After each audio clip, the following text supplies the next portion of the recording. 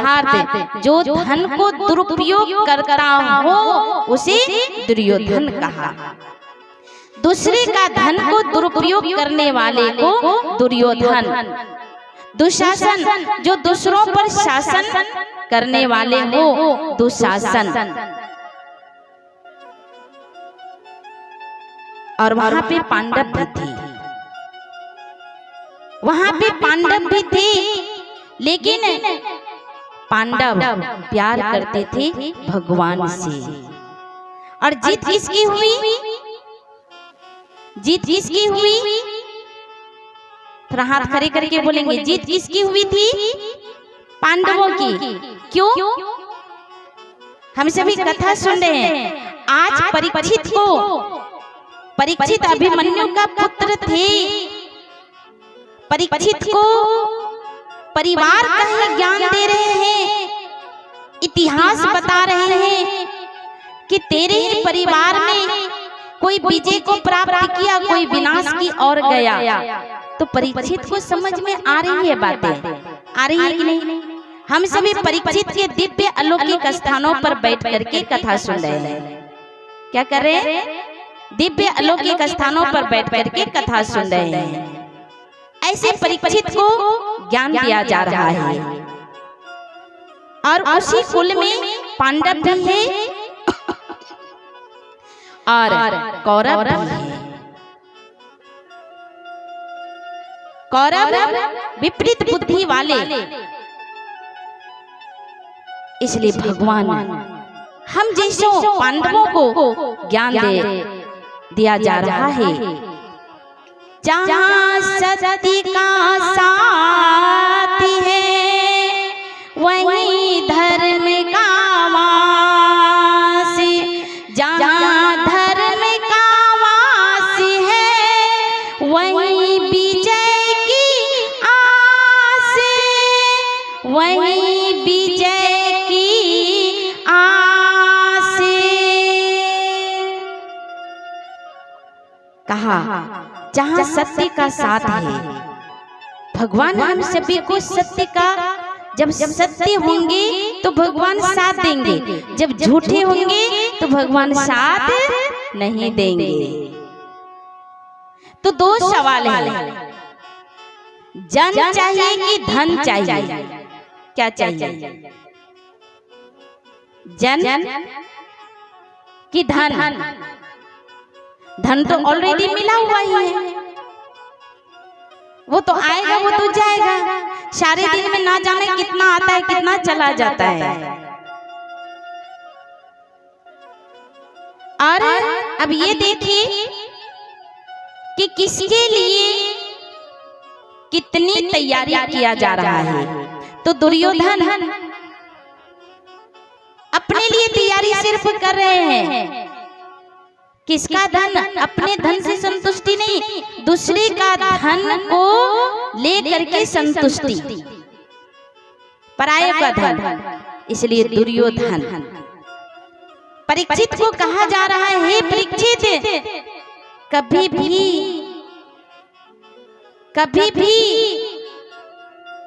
आप किसी का धन का ज्यादा दुरुपयोग मत करना। किसी का धन का दुरुपयोग मत करना। उतना ही खर्च करो जितना आपकी काबिलियत है। कमी नहीं है इस कलयुग में।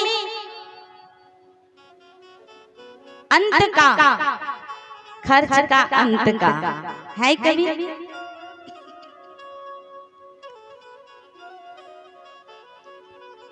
हमें मन को शांति चाहिए, परमात्मा प्राप्ति चाहिए। और परमात्मा प्राप्ति के लिए कथा सुनाने जा रहे हैं कि एक राजा थे। हम राजा बहुत भगवान को ध्यान करते थे, पूजन पाठन करते थे, लगन से सुबह शाम गीता का पाठ करते थे।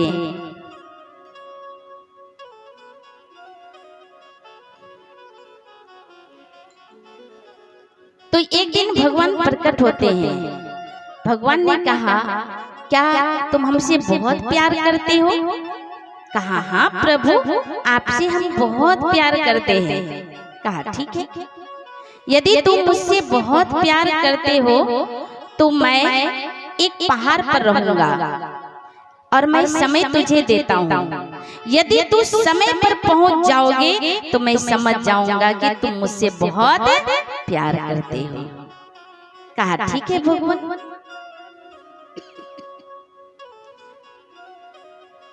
राजा ने रानी को कहा कि भगवान से मिलने जाना है। अब बताइए, कोई कहेंगे कि भगवान से मिलने चलना है तो आप क्या कहेंगे? नहीं जाएंगे? कहेंगे कि चलेंगे, चलेंगे, अवश्य चलेंगे।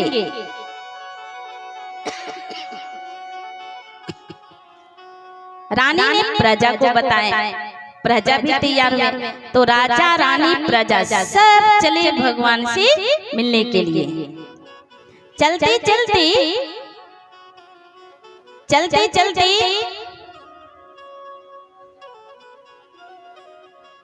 एक रास्ते पर चांदी की ढेर दिखाई दिया। ध्यान देंगे, क्या दिखाई दिया? ढेर दिखाई दिया चांदी की। तो राजा तो निस्वार्थ भाव में थे, लेकिन रानी और प्रजा कहते हैं, अरे छोरो, भगवान तुम कभी भी मिल जाएंगे, चांदी तो ले ले। नीतू बहन क्या कहा? भगवान तुम कभी भी मिल जाएंगे, चांदी तो ले ले। राजा ने कहा, छोरो, भगवान से बढ़कर चांदी नहीं है, चांदी से बढ़कर भगवान है, भगवान से चलो मिलने के लिए। तो कुछ प्रजा ने क्या किया? लोभ से चांदी को उठाया और घर महल आ गए अपने राज्य में। कुछ प्रजा बचे, रानी बचे, राजा बचे। चलते चलते सोने का ढेर दिखाई दिया रास्ते पर। तो रानी कहती है, सभी मिलकर कहते हैं राजा को छोड़ करके, अरे भगवान तो कभी भी मिल जाएंगे, सोना तो ले ले। राजा ने रानी की हाथ पकड़े और आगे की ओर बढ़े, और जो भी प्रजा बचे हुए थे वो सोना को लेकर के वापिस आ गए। चलते चलते देखा आगे की ओर बढ़े तो हीरे का ढेर दिखाई दिया। क्या दिखाई दिया? हीरे का ढेर दिखाई दिया। रानी कहती है, मैंने चांदी को छोड़ दी, सोना को छोड़ दी, हीरा को नहीं छोड़ूंगी, भगवान कभी भी मिल जाएंगे। समय बीत रहा था, समय बीत रहा था। राजा ने रानी की हाथ छोड़ी, राजा चल पड़े किस ओर? भगवान की तरफ, क्योंकि वहां दर्शन करना है उन्हें। रानी को जितना पल्लू में उठाने का ताकत थी उतना उठा करके हीरे को लेकर के आ गई। कभी भी मिल जाएगा भगवान। और पहुंचे राजा, समय से पूर्व पहुंच चुके थे। और जैसे पहुंचे, पता है क्या बोलते हैं भगवान? हे वत्स आओ। वत्स किसको कहते हैं? जो बहुत परिश्रम करके भगवान के पास पहुंचे, भगवान को दिल में जगह दे, उसको बोलते हैं वत्स। ताली तो बजाइए। वत्स जो सारे कुछ थोड़ा कुछ पल के लिए छोड़ करके भगवान से प्यार करने पहुंचते हैं, उसे कहते हैं वत्स। जब तक रहेगी जिंदगी, फुर्सत ना मिलेगी काम से, कुछ पल ऐसा निकालो, प्यार करो भगवान से। तो कहा है वत्स। भगवान तो जाने जाना हार है। तेरी रानी, तेरे प्रजा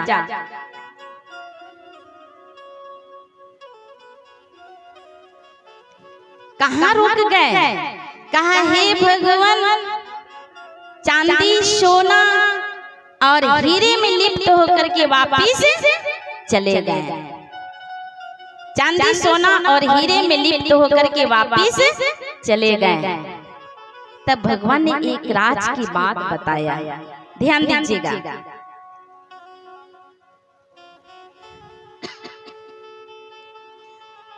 कि देने वाले से प्यार की दी हुई चीजों से प्यार। जब हमने नहीं मांगे थे तो इतना दे रखा उन्होंने, दिया क्या नहीं? हम नहीं मांगे थे तो इतना दिया। अगर हम भगवान से प्यार करेंगे तो वो कितना ना देगा, ढेर सारे देगा। भगवान ने कहा दी हुई चीजों से प्यार की देने वालों से प्यार। किसे करेंगे प्यार? हाँ? देने वालों से प्यार करेंगे कि दी हुई चीजों से प्यार करेंगे?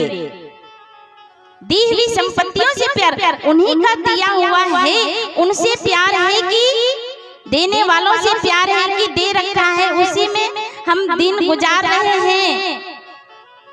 कहा हे राजन, ये तो मैं थोड़े कुछ पल के लिए परीक्षा ले रहा था कि देखते हैं किससे कितना किसको प्यार है। भगवान से प्यार है कि अपने भाग्य से प्यार है कि दिया हुआ चीज जो आया है उससे प्यार है, किससे प्यार है? तब राजा को वरदान दिया। कहा हे राजा, तुझे मैं वरदान देता हूँ, तू जन्म जन्म तक राजा बनोगे। हे राजा, तुझे मैं वरदान देता हूँ, तू जन्म जन्म तक राजन बनोगे, राजा बनोगे। राजा ने वरदान लेते हुए खुशी से आ गए, खुशी से आते हैं। और यहाँ देखते हैं विलाप होकर के रानियां रो रही है, प्रजा रो रहे हैं। रानी से पूछते हैं बड़ी प्यार से राजा, क्योंकि वो आनंदित होकर के आए हैं, राजा वरदान लेकर के आए हैं, खुशियों के मारे झूम उठे। और राजा ने पूछा हे रानी, तू इतना विलाप होकर के रो क्यों रही हो? कहा जितना कुछ लाए थे सारा गायब हो गया, सारा गायब हो गया। तो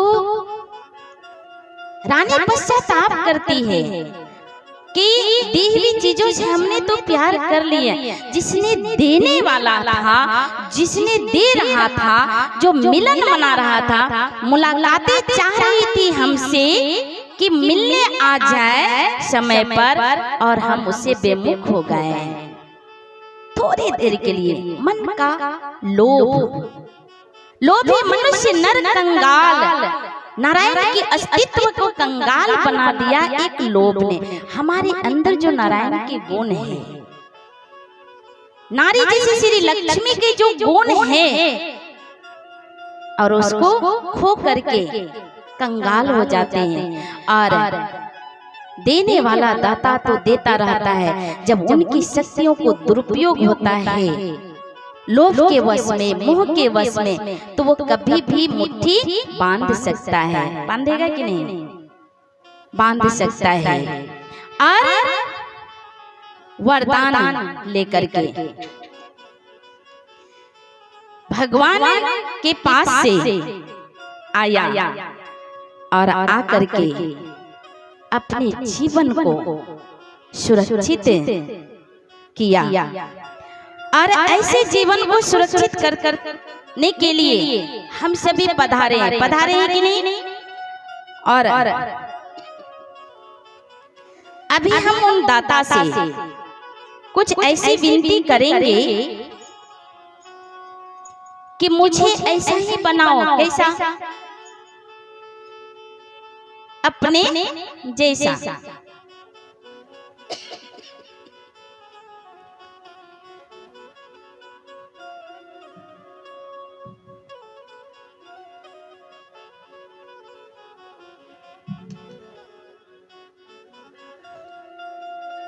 अपने जैसा बनाओ।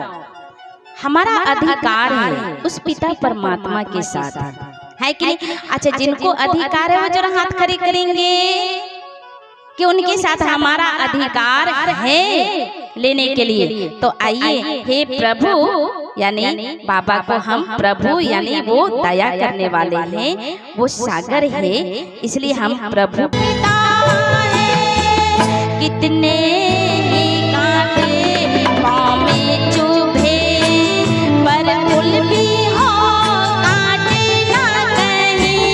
मुझे ऐसा बना दो मेरे प्रभु, जीवन में लगे ना ठोकरें कहीं। मुझे ऐसा बना दो मेरे पाँव थके ना रुके कहीं। मुझे ऐसा बना दो मेरे प्रभु, जीवन में लगे ना ठोकरें कहीं। मुझे जाने अनजाने में भी नुकसान किसी का हो ना कहीं। मुझे ऐसा बना दो मेरे प्रभु।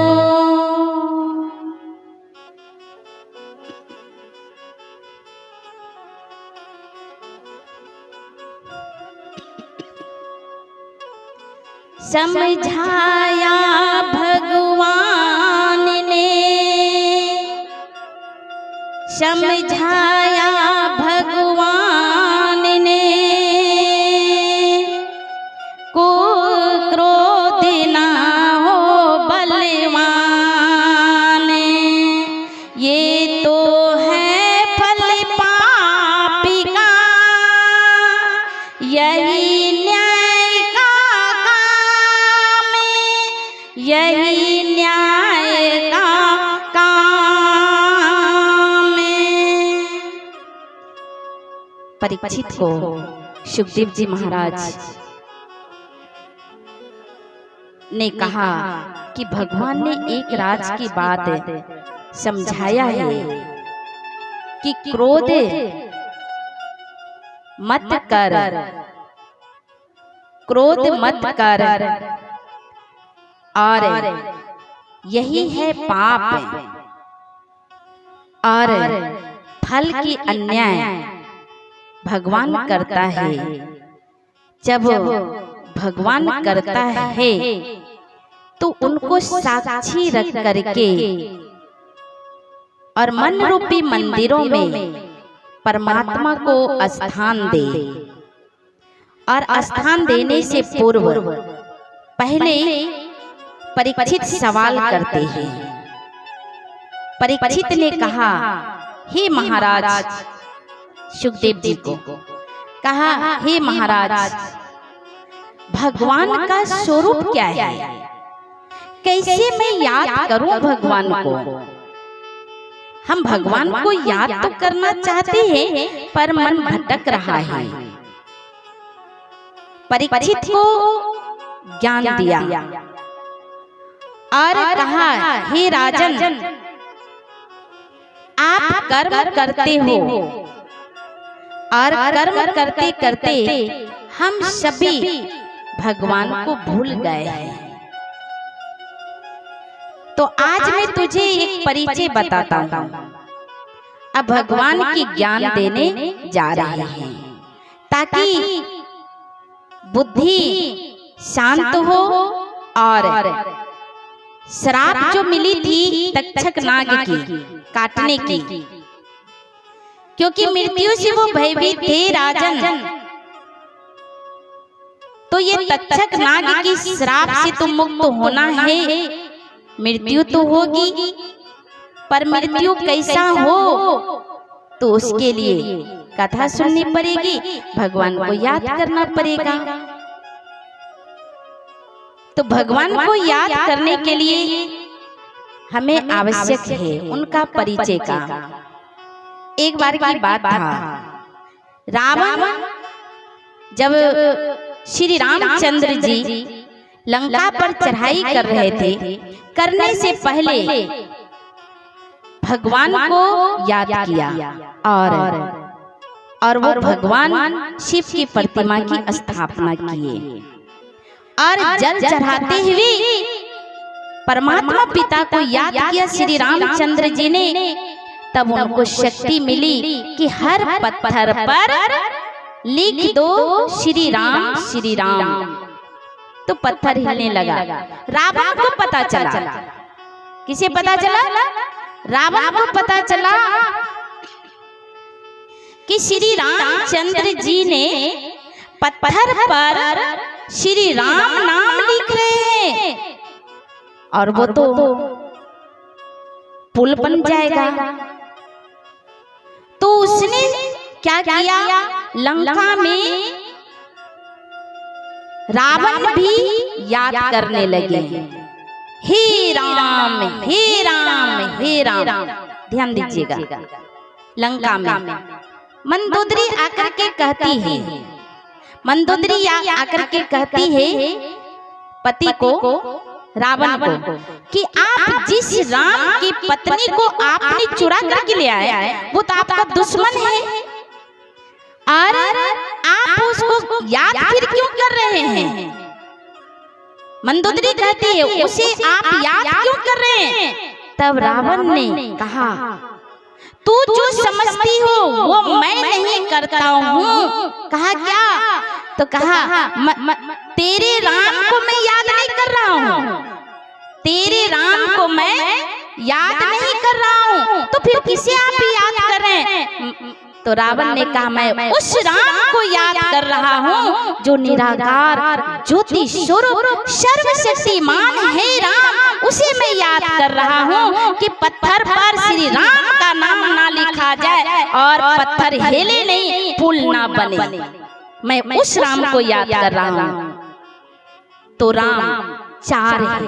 कहा मैं 14 साल वाले मतलब चंद्रवंशी राम को याद नहीं कर रहा हूँ, क्षत्रिय वाला राम को याद नहीं कर रहा हूँ, वो तो धर्म आत्मा है। राम भी ज्ञानी पुरुष थे। रावण राम से भी ज्यादा शक्तिशाली थे रावण, पर राम उसने क्या किया? सिर्फ दुरुपयोग जो शक्तियों को किया, इसलिए उसकी हार हुई है। नहीं तो वो हारते नहीं, वो हारते नहीं कभी रावण, क्योंकि रावण ने भी शिव की इतनी पूजन किया, इतनी तपस्या किए, इतनी तपस्या किए कि वो शक्तिशाली बन गए, राम से भी ज्यादा शक्तिशाली। रावण ने कहा कि मैं त्रेता युगवासी राम को, दशरथ के पुत्र राम को मैं याद नहीं करता हूँ, मैं याद करता हूँ निराकार ज्योति स्वरूप राम को, जिसका नाम है सत्यम शिवम सुंदरम, उस राम को याद करता हूँ।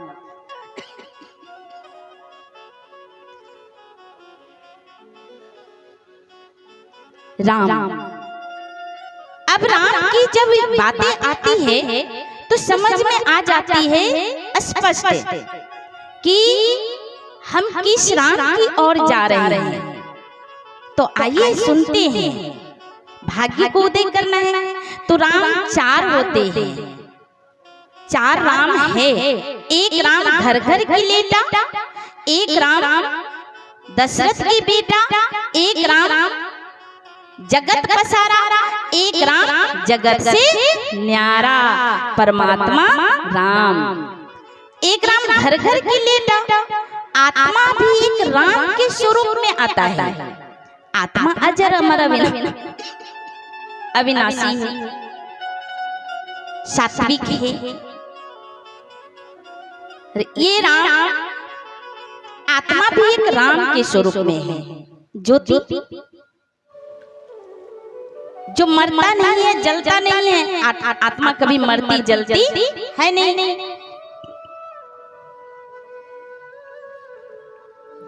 और दूसरा राम दशरथ की बेटा,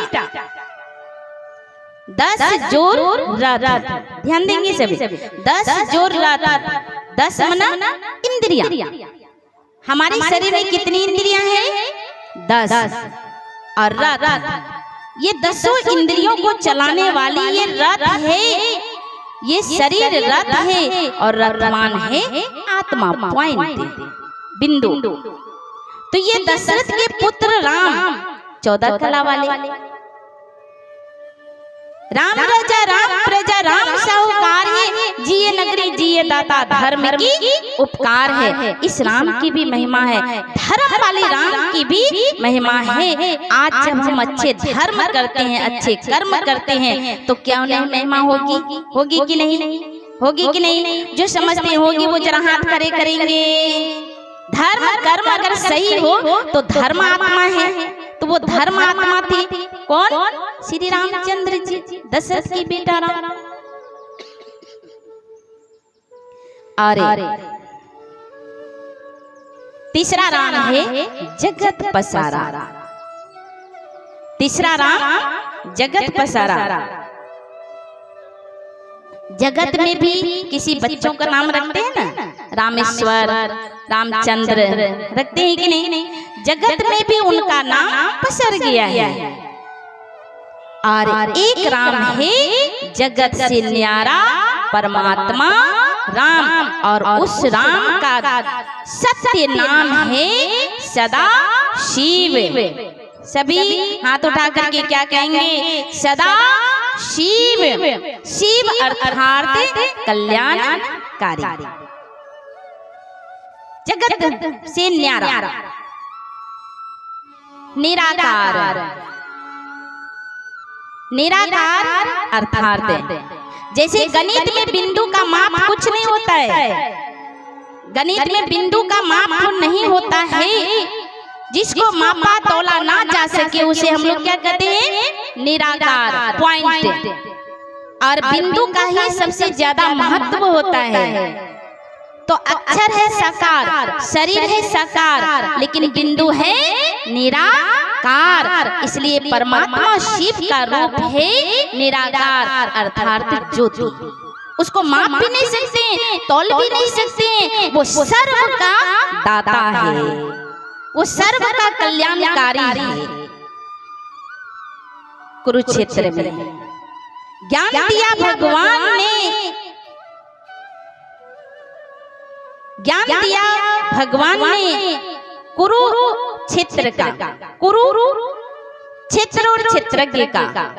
कुरु यानी कर्म करो, ध्यान देंगे। कुरु कर्म करो, क्षेत्र और क्षेत्रज्ञ का ज्ञान दिया। क्षेत्र ये शरीर, क्षेत्रज्ञ है आत्मा जो ज्ञान को प्राप्त करता है।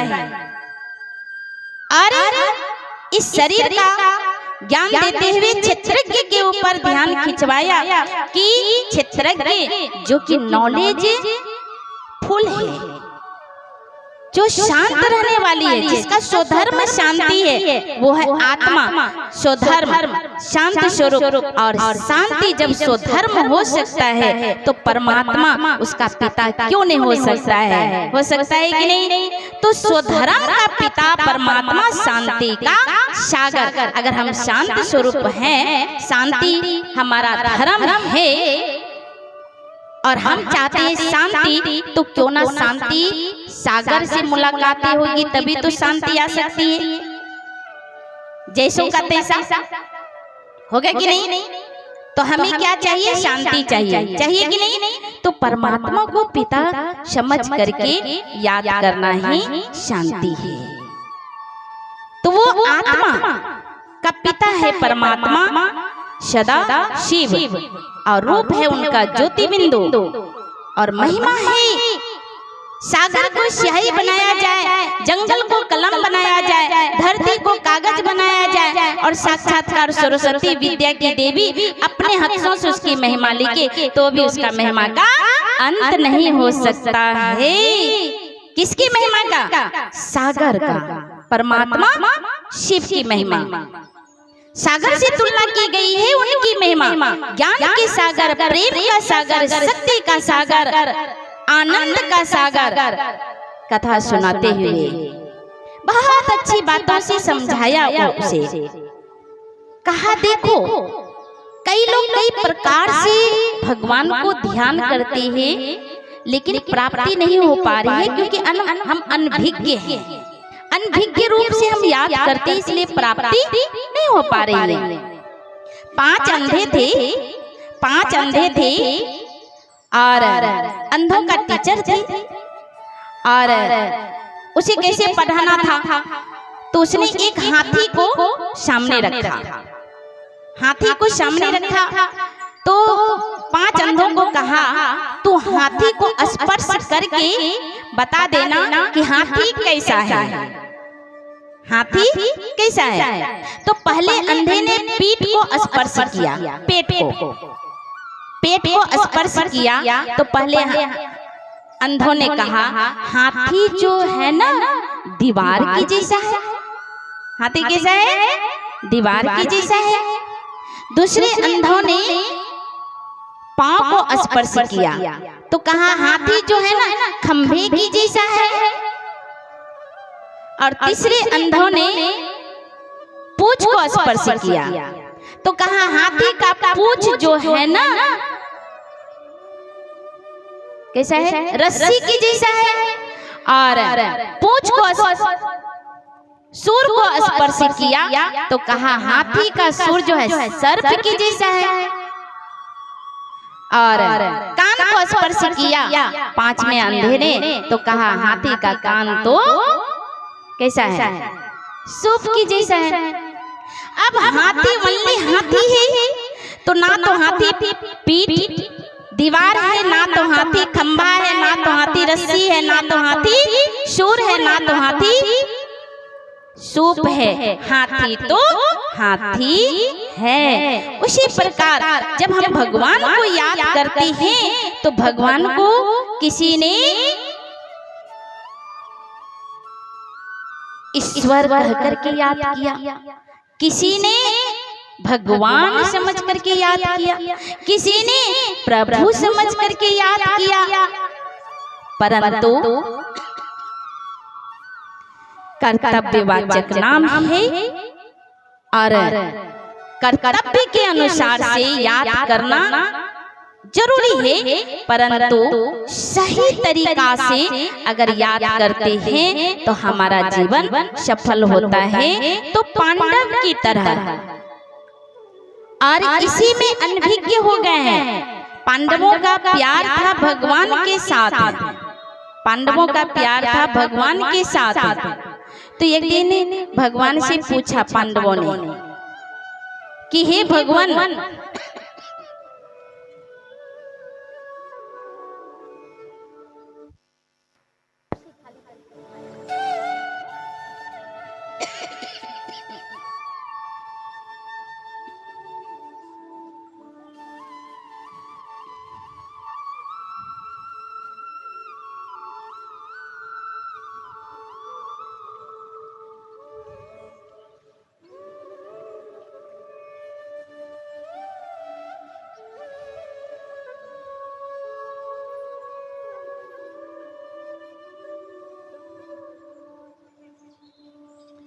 आइए। 5 पांडवों ने पूछा कि हे भगवान कलयुग का रूप कैसा होगा और किस समय को कलयुग कहा जाएगा।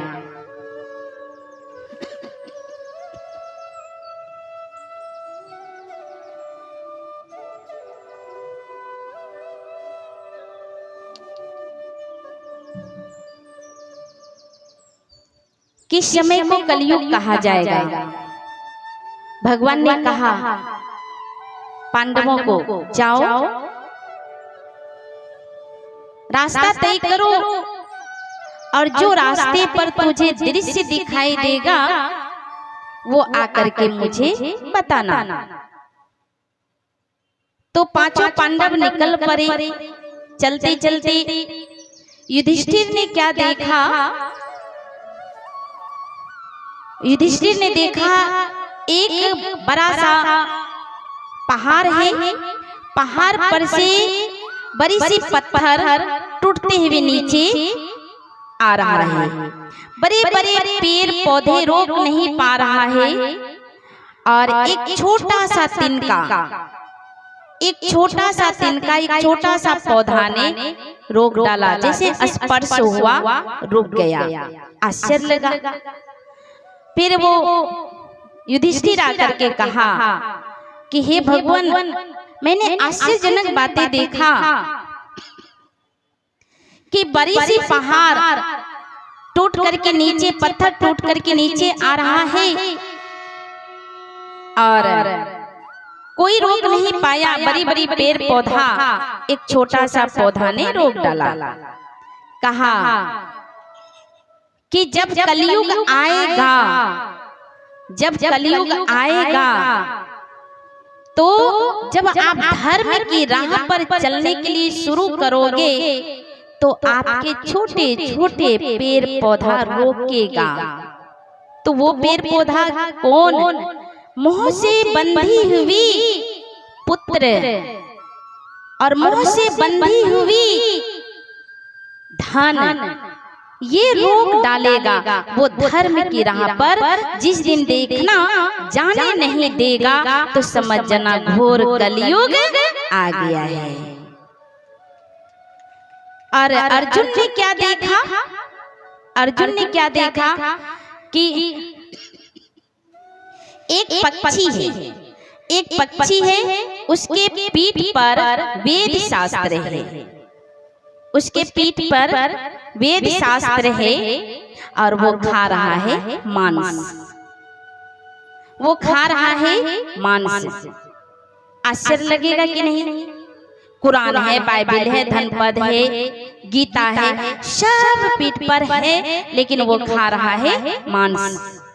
भगवान से आकर के कहा, हे भगवान, मैंने बहुत बड़ी बातें देखा। क्या देखा? कि शास्त्र है एक पक्षी की पीठ पर और वो खा रहा है मांस। बोला यही घोर कलयुग है। क्या? कि अच्छे अच्छे विद्वान वेद शास्त्रवादी रोज गीता का पाठ करेंगे, वो खाएंगे, क्या खाएंगे? वो जैसे तैसे भोजन को अर्पित करेंगे, मांस मदिरा खाएंगे, नशीले पदार्थों की सेवन करेंगे। तो जिस दिन देखना ऐसी हालत हो गई है तो समझना घोर कलयुग आ गया है। हो रहा है ना ऐसा? दूसरों को देने के लिए ज्ञान प्राप्त हो गया है, खुद को समझाने के लिए ज्ञान आया नहीं। ये तो कलयुग। भीम ने क्या देखा? भीम ने देखा कि एक गाय बछड़ा दी और बछड़ा दी तो उसे जीभ से चाट चाट करके खून बहा दिया। जीभ से चाट चाट करके उसके चमड़े से खून निकल रहा है। आश्चर्य लगा। भीम ने आकर के कहा भगवान से, हे भगवान, आश्चर्यजनक मैंने बातें देखा। क्या? कि एक बछड़ा है, बछड़ा की माँ ने जीभ से चाट चाट करके उसे खून निकाल दिया। बोला यही घोर कलयुग है। मोह से बंधी हुई गंधारी जैसी, धृतराष्ट्र जैसे व्यक्ति जब हो जाए तो बच्चों को इतना प्यार करेंगे, इतना प्यार करेंगे, इतना प्यार करेंगे, उसके लिए टाइम भी भक्ति में नहीं देंगे, शक्ति प्राप्त नहीं करेंगे, ना बच्चों को सही रास्ते पे ले जाएंगे, उसे सिर्फ बिजनेस, ओनली बिजनेस सिखाने की, सोर्स ऑफ इनकम के लिए उसे ज्ञान प्राप्त कराएंगे। तो समझ जाना ये घोर कलयुग आ गया है कि नहीं? ऐसा सही रास्ते पर नहीं। दूसरे के बच्चे जब महात्मा बनते हैं ना तो जाकर के प्रणाम करते हैं। अपने बच्चे जब सत्य कर्म में चलेंगे, सत्य मार्ग पर चलेंगे तो कहेंगे दुनिया कैसे चलेगी, ये कहेंगे ना। तो यही घोर कलयुग है। कलयुग अब आने वाला नहीं, ये घोर कलयुग आ गया है। और नकुल ने क्या देखा कि एक जैसे तैसे नारी है और शीशे के कमरा में गई और उधर से परियां बन करके आ गई। आश्चर्य लगा। भगवान से शिकायतें किया, मतलब फरियाद किए। तो कहा यही घोर कलयुग है। क्या? जिस दिन देखना ब्यूटी पार्लर खुल जाएगा समझ जाना घोर कलयुग आ जाएगा। ब्यूटी पार्लर खुला है ना, है कि नहीं? जिस दिन देखना ब्यूटी पार्लर खुल जाएगा तो समझ जाना घोर कलयुग आ गया। जिस दिन देखना कलयुग का और रूप देख लीजिए, जिस दिन देखना कन्याएं भाई की ड्रेस पहन करके चलना शुरू कर दे तो समझ जाना घोर कलयुग आ गया। जींस टॉप पहन करके शुरू कर दे तो समझ जाना घोर कलयुग आ गया। ये कलयुग दिख रहा है, कलयुग दिख रहा है। जिस दिन देखना गाय घिस्टा खाने लगेगी तो समझ जाना घोर कलयुग आ गया। जिस दिन देखना कन्या अपने से वर मांगती है तो समझ जाना घोर कलयुग आ गया। अब कलयुग में भगवान का अवतरण होगा कि नहीं, बचाने के लिए होगा कि नहीं, बचने के लिए होगा कि नहीं, इस कलयुग में बचना है कि नहीं, कि उसी में फंसना है? तो कलयुग आने वाला नहीं है, आ चुका। कलयुग बच्चा नहीं है, थोड़ी सी बची हुई है। परमात्मा का अवतरण हो चुका है और वो फिर से नई सृष्टि का निर्माण करने के लिए प्रजापिता ब्रह्मा का आधार ले लिया और मानव जीवन का अस्तित्व बता रहा है। हमारा जीवन का लक्ष्य क्या है, हम अब अपने जीवन से बातें करेंगे और बात करते हुए और संकल्प लेंगे कि हमारा जीवन कितना महत्वपूर्ण है।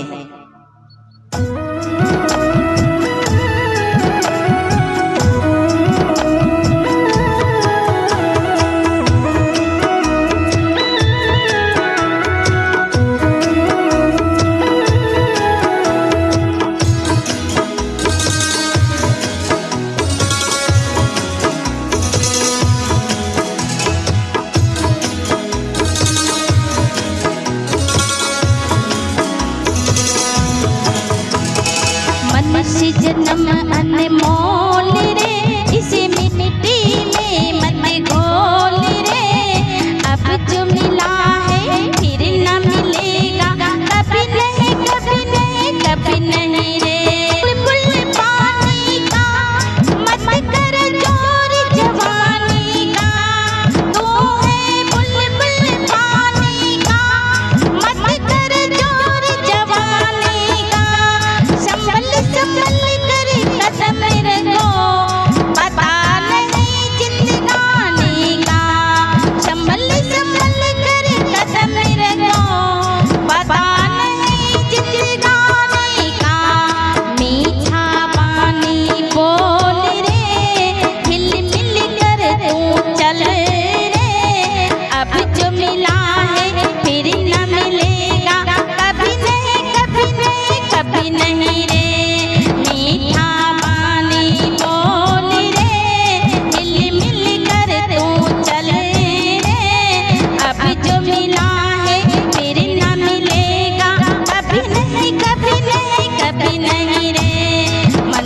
जन्म अनमोल रे, इसे मिट्टी में मत घोल रे। अब जो मिला है कभी नहीं कभी नहीं कभी नहीं रे। राम नाम तू बोल रे, जीवन में रस घोल रे। अब जो मिला है फिर न मिलेगा, कभी नहीं कभी नहीं कभी नहीं रे।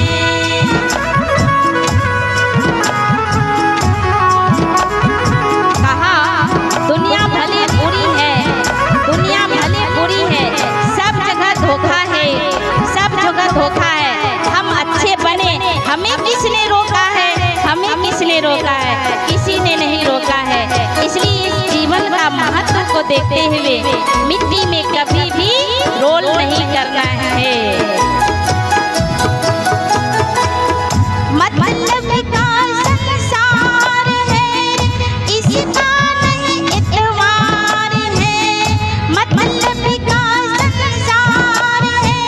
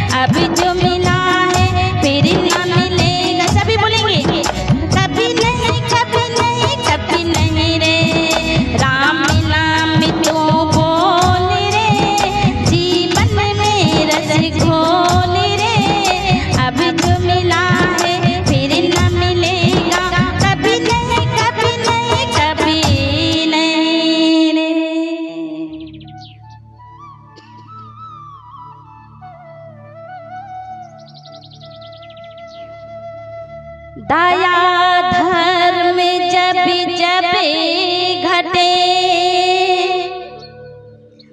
दया धर्म जब जब घटे, बढ़े पाप अभिमान,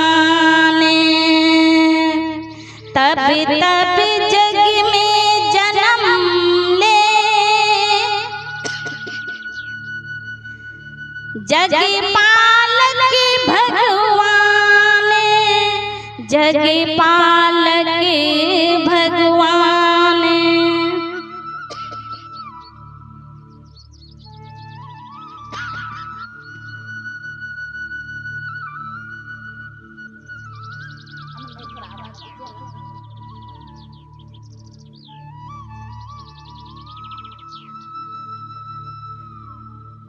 जग पालक भगवान जब जब दया धर्म इस जगत में घट जाता है, तब भगवान पालनहार फिर से सुरक्षित करने के लिए हम जैसों के पास शक्ति के रूप में प्रकट होते हैं और परीक्षित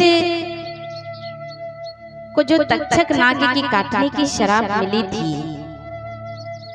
और उस शराब से वो भयभीत थे, तो ये कथा सुने थे।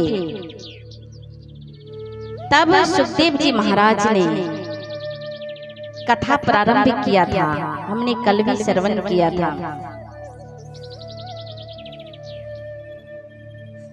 कि जन्म और मृत्यु, जीवन में दो चीजें सत्य हैं, जन्म और मृत्यु। जन्म मरण के मध्य हो, जीवन कर्म प्रधान, जिनका जन्म उज्ज्वल हो, वही जीवन है महान, वही जीवन है महान। जन्म मरण के मध्य में कर्म जो आया और इस कर्म को ठीक करने के लिए श्रीमद् भागवत कथा सुनने की आग्रह किया और सुखदेव जी महाराज आज परीक्षित को भागवत का महत्व समझाने जा रहे हैं कि भागवत का महत्व क्या है, क्यों भागवत सुननी चाहिए और सुनने से हमें क्या प्राप्ति होती है। तो भागवत में 4 शब्द होते हैं, भो से भक्ति, गो से ज्ञान, वो से वैराग्य, तो से त्याग। ये चारों शब्दों को मिला करके भागवत बना। भक्ति, ज्ञान और वैराग्य बड़े प्यार से हम जैसों परीक्षित को समझाने की कोशिश किया जा रहा है कि भक्ति एक माँ है, ज्ञान वैराग्य पुत्र है। भक्ति अर्थात भावना। हमारे आत्मा में एक और गुण बहुत बड़ी है, वो है भावना। कहते हैं जिस दिन भावना ठीक हो जाए तो धर्म रक्षक वो बन जाते हैं, अपने अच्छे विचारों को रक्षा करने लगते हैं, अपने गुणों को रक्षा करने लगते हैं। वो है भावना। कभी भी बुरी भावना हो, दुनिया भले बुरी है, सब जगह धोखा है। दुनिया भले बुरी है, सब जगह धोखा है। हम अच्छे बने, हम अच्छी भावना बनाए, हमें किसी ने रोका है? किसी ने रोका है? बाबूजी रोका है? किसी ने नहीं रोका है, किसी ने नहीं रोका है। अरे यही भावना को ठीक करने अर्थात भक्ति है। और ज्ञान और वैराग्य उनके पुत्र हैं। आप आ जाइए। भक्ति माँ, भावना हमारी माँ है। यानी जिंदगी की सफर में, इस जीवन की सफर में एक ही सहयोगी तो है इस जीवन को मूल्यवान बनाने वाली, वो है हमारी भावना। तो हम उसे जननी के रूप में स्वीकार करें। अपने भाव को, मन के अंदर एक ऐसे भाव तैयार करें जो कि हमें सुख मिले। माँ का काम होता है सुख देना।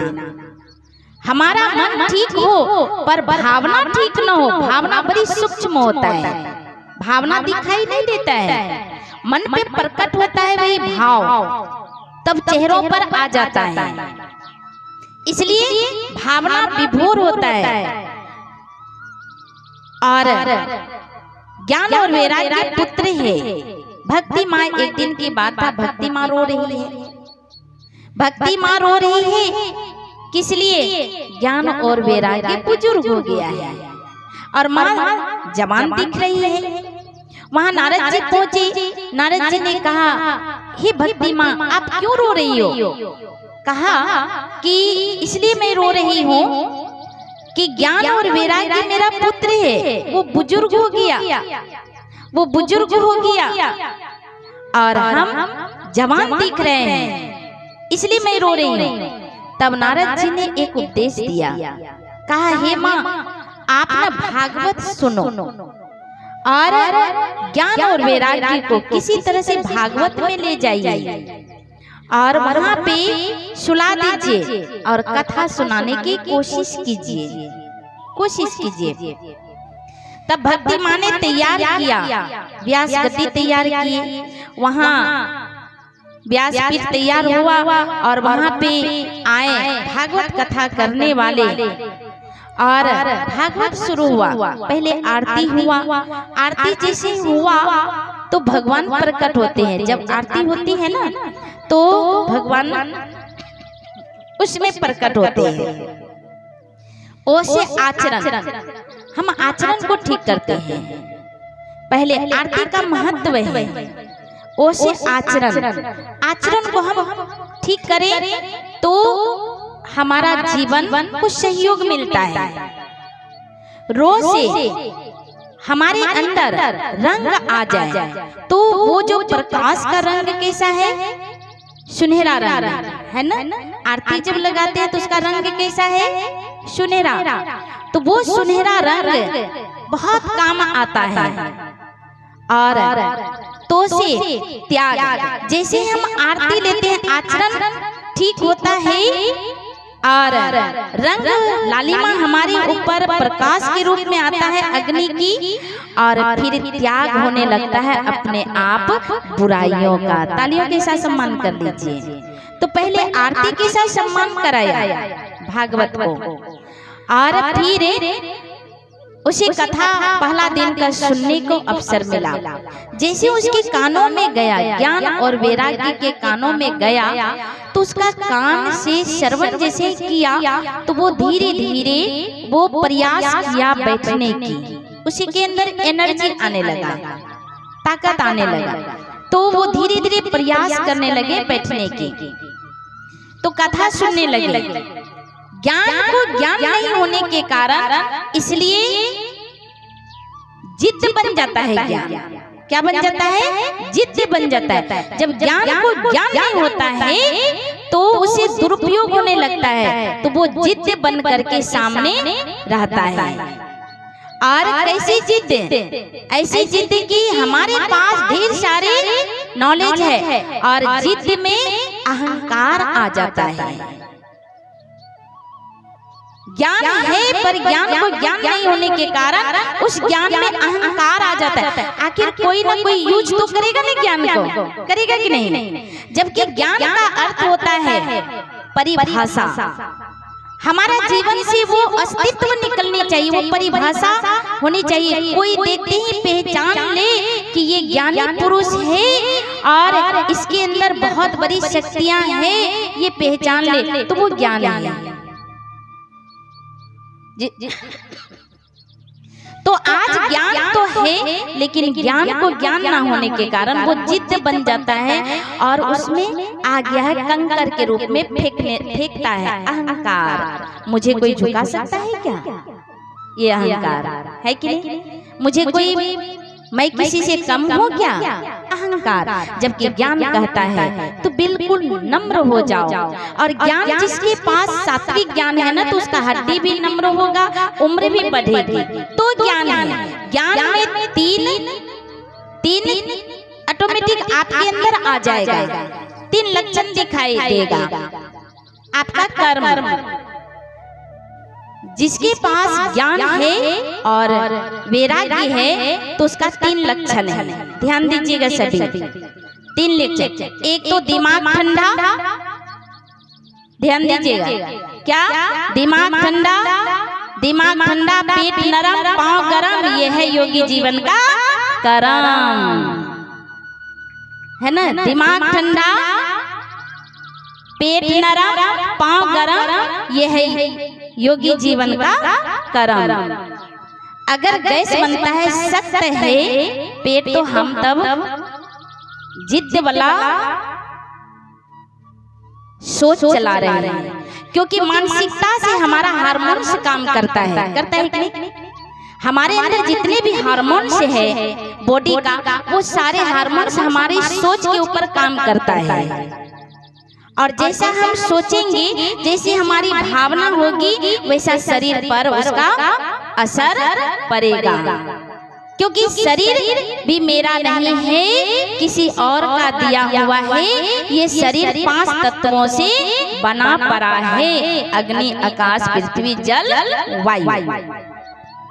और इसे भी दुरुपयोग करने का कोई हक हमें भगवान ने नहीं दिया है।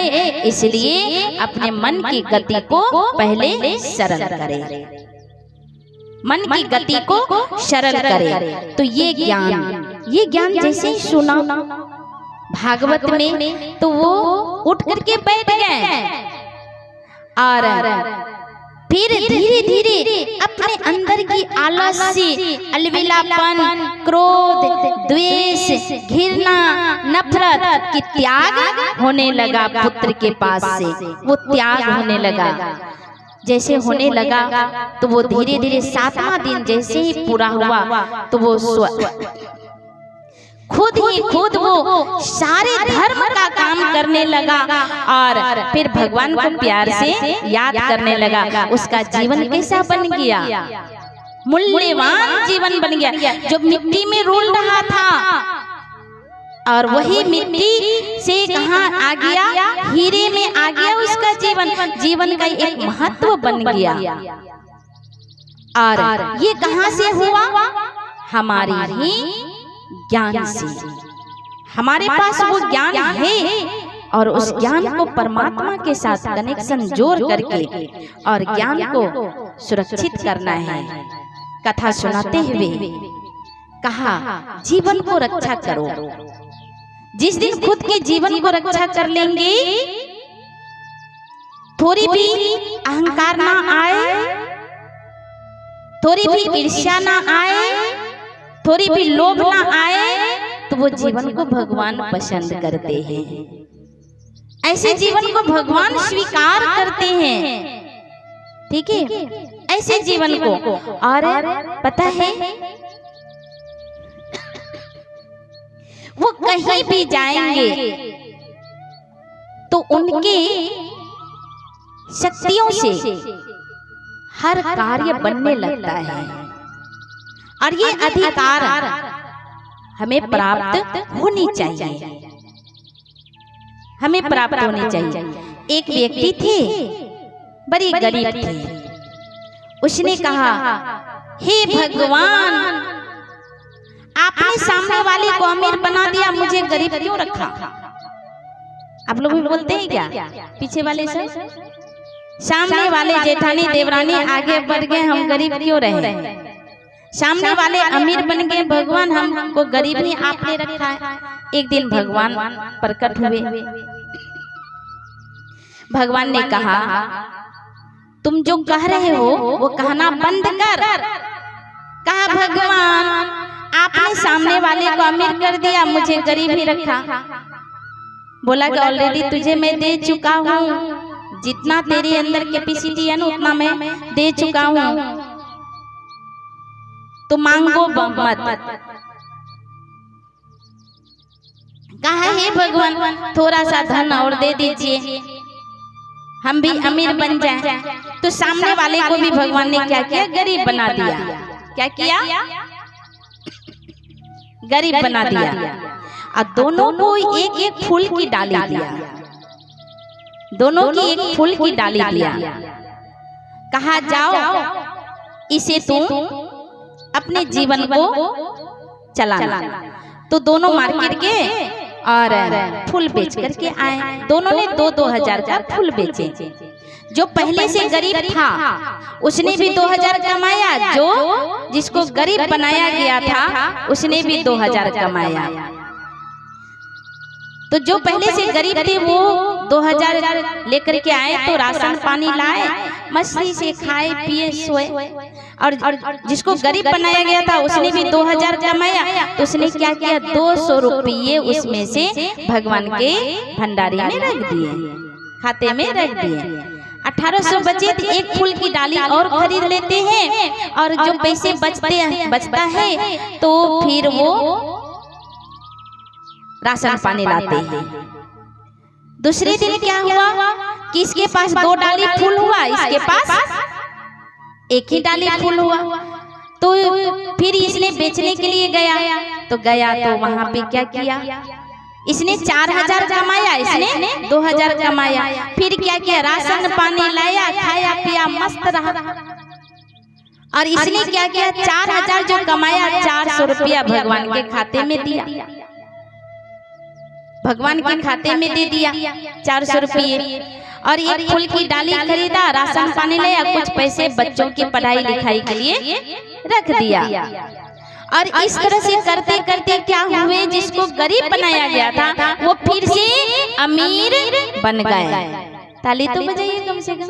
फिर से वो अमीर बन गए। फिर इसने कहा, हे भगवान आपने ऐसा मेरे साथ क्यों किया। भगवान कहा, क्या किया हमने। कहा, फिर से आप इतनी निर्दयी हैं कि उसे फिर आपने अमीर बना दिया, मुझे गरीब ही रखा। तब भगवान ने बहुत अच्छी शब्दों में कहा कि तेरे कहने पर मैंने उसे भी गरीब बनाया, लेकिन पता है उसने क्या किया, मैंने जो धन दिया था मेरा कर्ज उसने नहीं रखा, वो कर्ज चुका दिया। और जो कर्ज चुकाता है वो कभी किसी का मर्ज नहीं होता है, ना तो बीमारियों की मर्ज में जिएंगे, ना तो गरीबी की मर्ज में जिएंगे, क्योंकि वो कर्ज नहीं रखा है। सबसे बड़ा कर्ज होता है भगवान का कर्ज। और इसलिए भगवान ने कहा कि तेरे पास भी बच्चे, तेरे से भी ज्यादा बच्चे उनके पास है, तूने क्या किया। कहा, भगवान आप ही का ना बाल बच्चा है, आप ही न दिए हैं। भगवान ने कहा, ज्ञानवान को ज्ञान देने की कोशिश मत करो, मेरा है, लेकिन उसने भी अपना कर्म करने आया है। तेरा काम है सिर्फ कर्तव्य करना, लालन पालन करना, लेकिन अपना धर्म नहीं छोड़ना।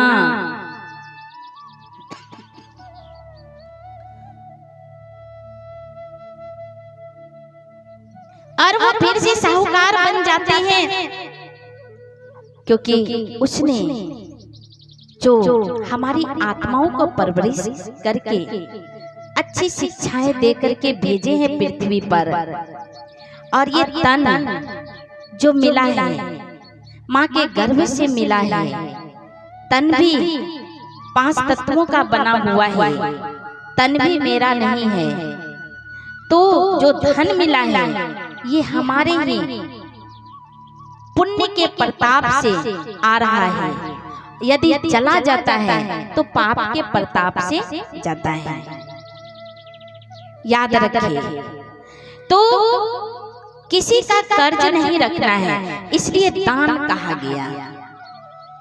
इसलिए दान का महत्व क्या है, धन का स्थान है दान में।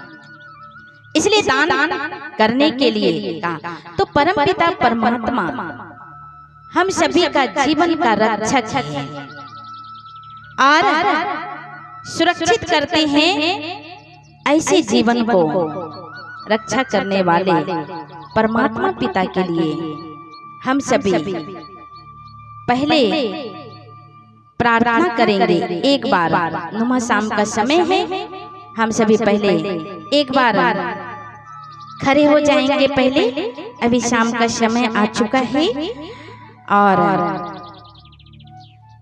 हाथ जोड़ लेंगे और उनसे आग्रह करेंगे कि हमारे जीवन में प्रकाश आ जाए।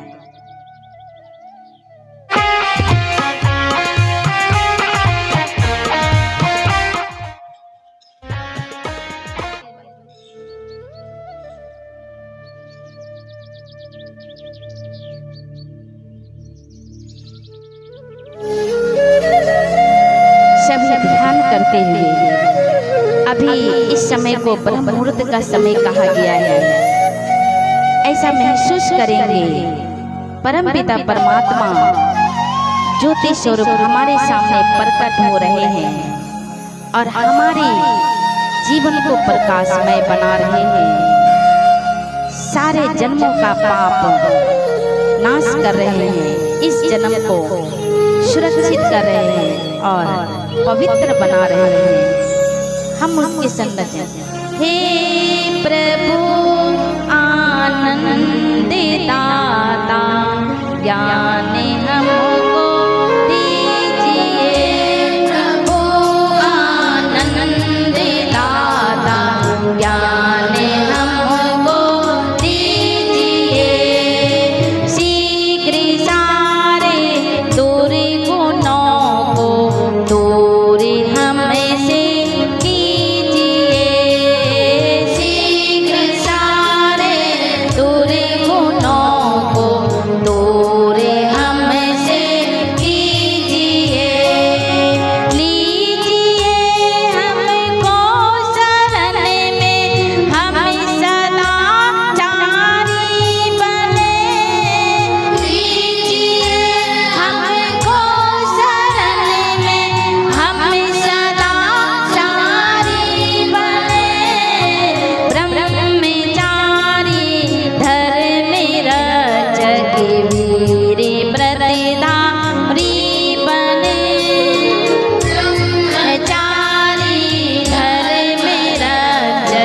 वीर प्रतिधारी बने।